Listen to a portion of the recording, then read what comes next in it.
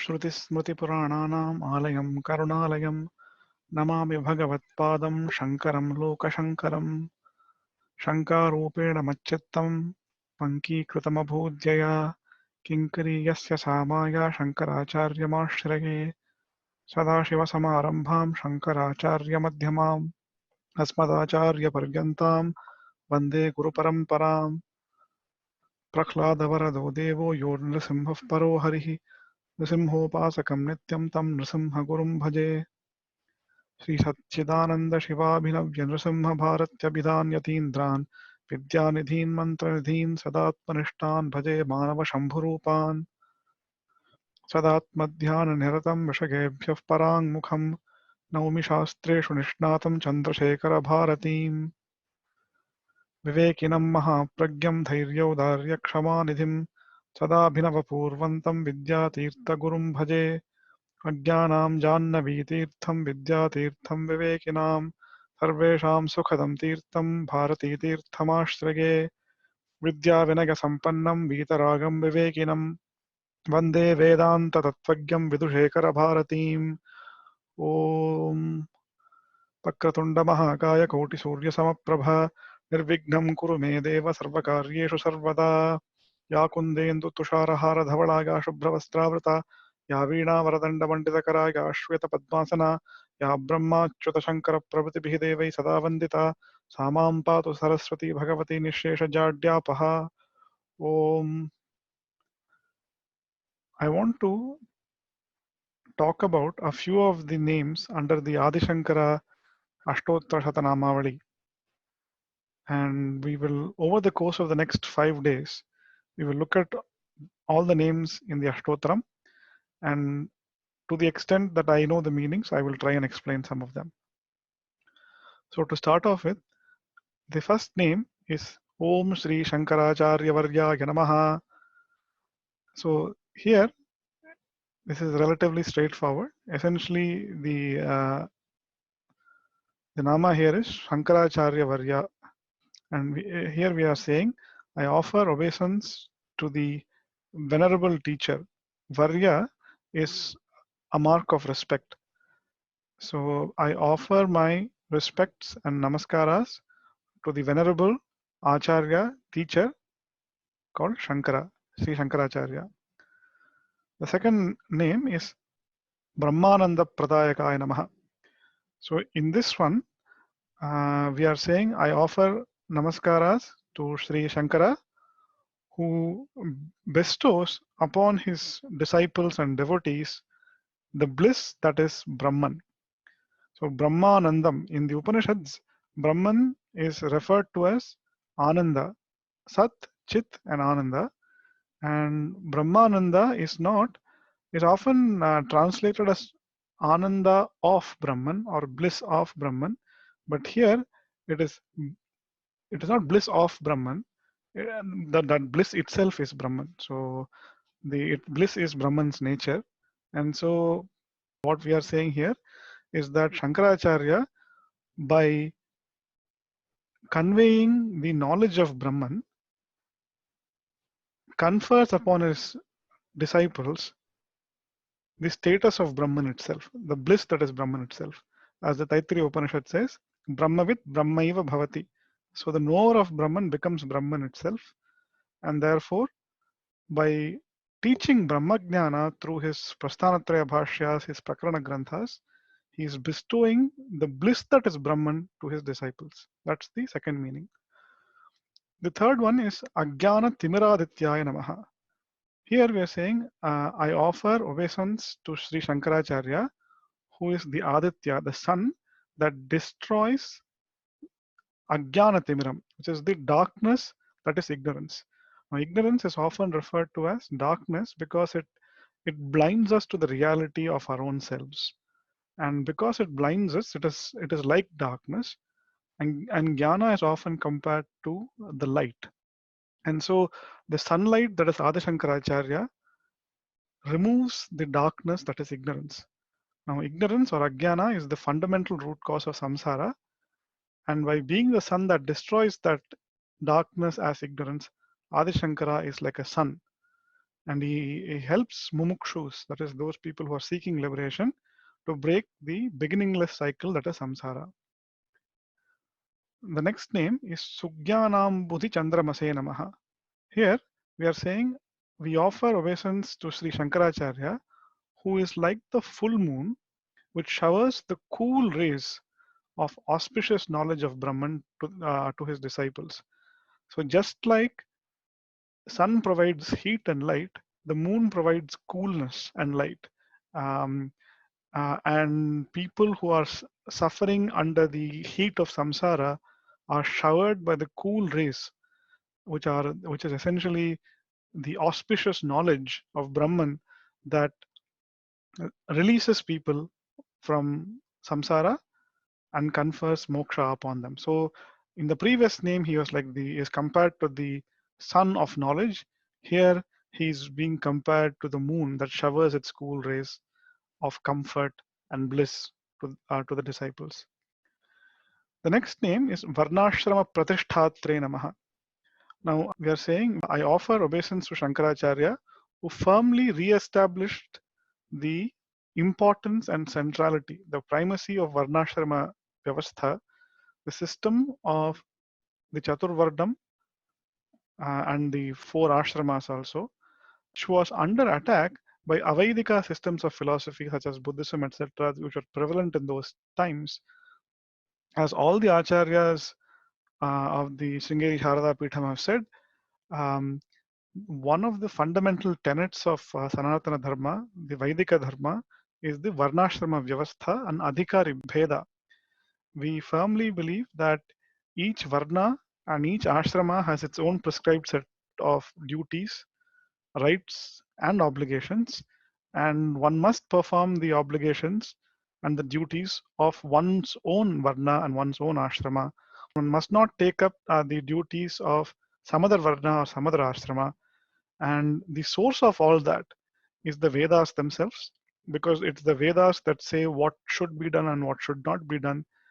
And by sustaining that Vaidika Dharma against the onslaught of Avaidika systems of philosophy, Adi Shankara Bhagavatpada re-established the primacy of the Varnashrama system, and that is what is being referred to here.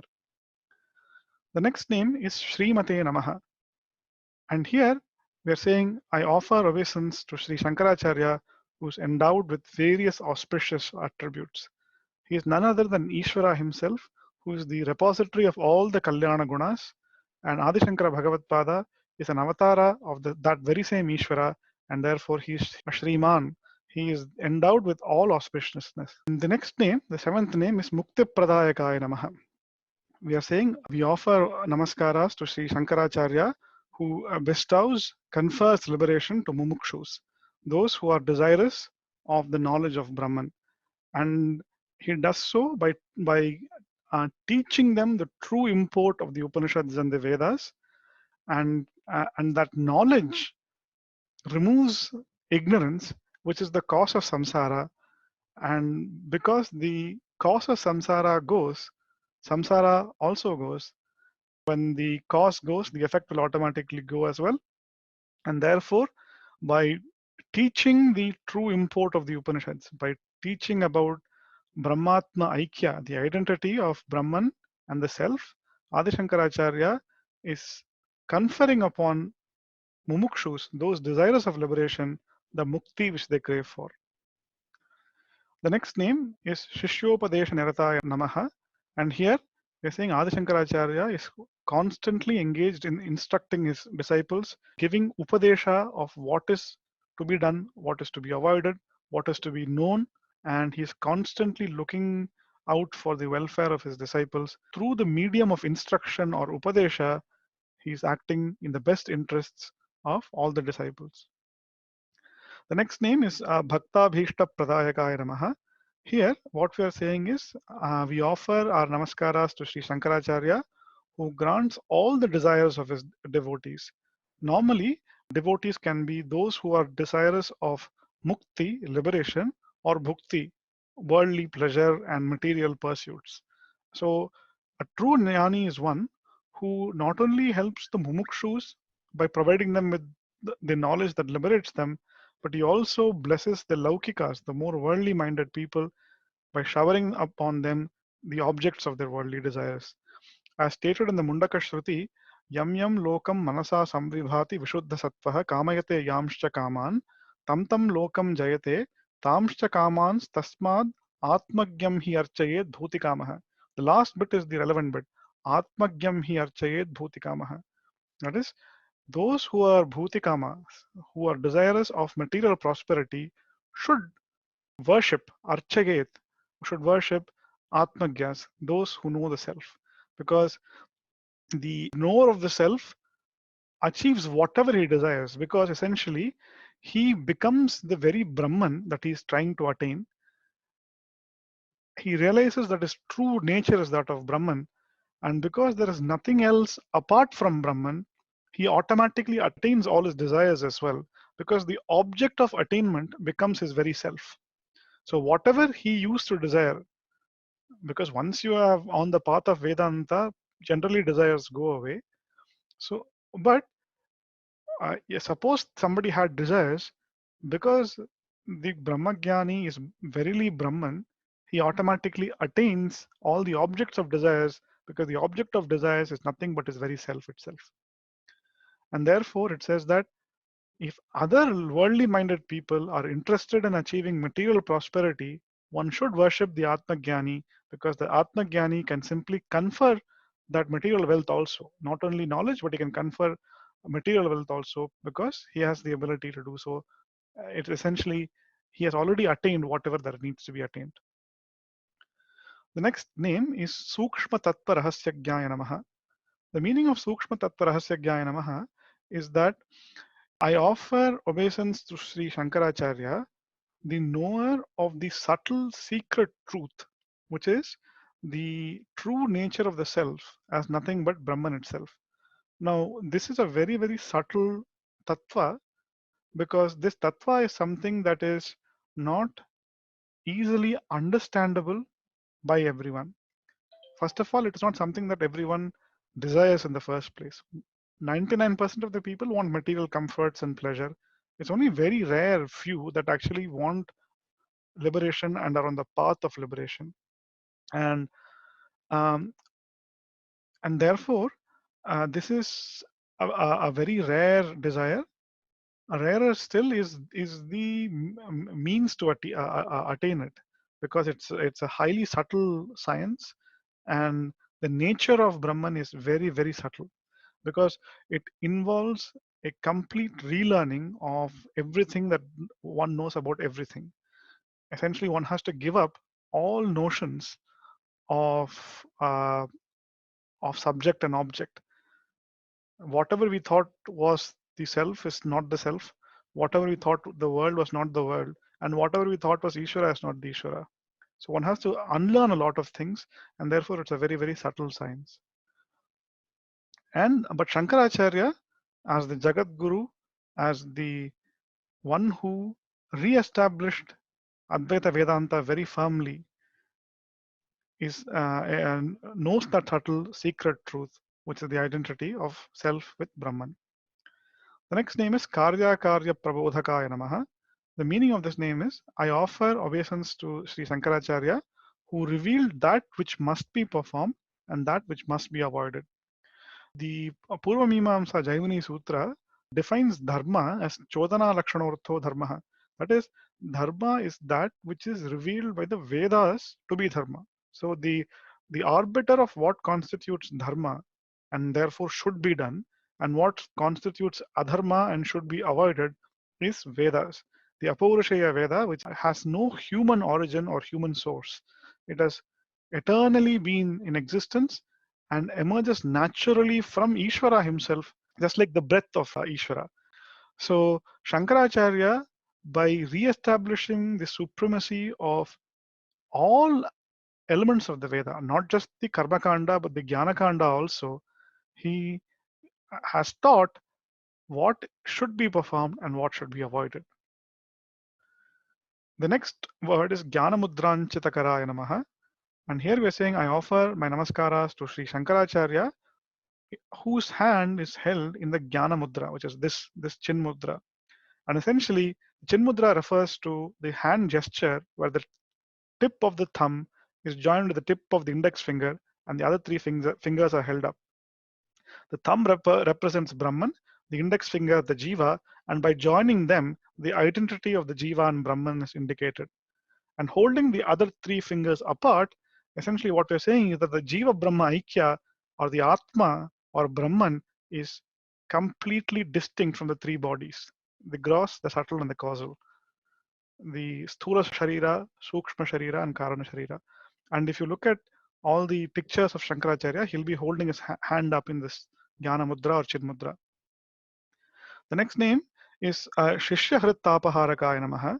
And here we are offering namaskaras to Shankaracharya and saying he is one who soothes the suffering that afflicts the minds of his disciples. And tapam means heat, but here in this context, we're talking about hrit tapam, or the troubles or the suffering that afflicts the heart or the mind. Normally, three kinds of suffering are often referred to in Shastra. One is the Adhyatmika, the other is the Adhidaivika, and the third is the Adhibhautika. The Adhyatmika is essentially all the suffering that is caused because of the body and the mind. That we consider to be the Atma. Anything which is the cause of suffering as a result of the body or the mind is called the Adhyatma Dukkham. The Adhidaiva Dukkham refers to any suffering that is suffered due to otherworldly or divine or asuric powers is called Adhidaiva Dukkham. And Adhibhautika Dukkham refers to any suffering that is suffered because of the natural world or other living beings. So when we say Om Shanti Shanti Shanti at the end of all the Shanti mantrams, the three Shantis refer to the Shanti of the Adhyatma, Adhibhautika, Adhidaiva Dukkhams. The Tapatrayam we're asking to be pacified. The next word is Parivrajashramodhartre Namaha.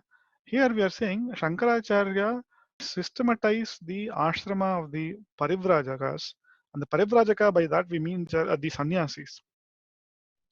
So the fourth ashrama of the sannyasa ashrama was established in the Vedas itself. But before Shankaracharya's time, this system and the way of life had been forgotten. People had forgotten the importance of the sannyasa ashrama. It was not in practice. The entire Vedic way of life itself was under attack from other systems of philosophy which had prevailed Bharatavarsha. And when Adi Shankaracharya came into the scene, he established the importance of sannyasa ashrama again, and he established the Dashanami Sampradaya, which is the system that is followed to this day by sannyasis all over India. And therefore, by bringing back the importance of the sannyasashrama, he is referred to as the Parivrajashrama Uddhartre Namaha. With this, we will briefly conclude our talk for the day, and we will take up the rest of the names tomorrow. Sri Gurubhyo Namaha.